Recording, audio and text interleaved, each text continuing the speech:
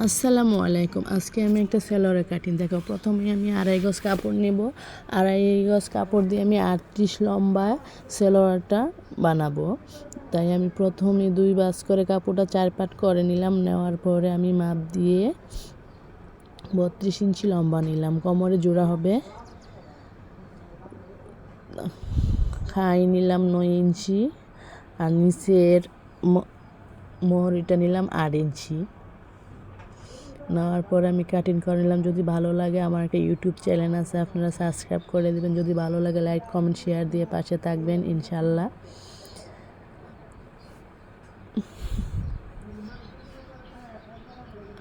আপনারা এখন আমি কোমরের জোড়াটা নেব, 9 ইঞ্চি নেব লম্বা, আর জ্ঞান নেব 50। যদি ভালো লাগে পাশে থাকবেন ইনশাল্লাহ, আরও ভালো ভালো দেখার কিছু পাবেন।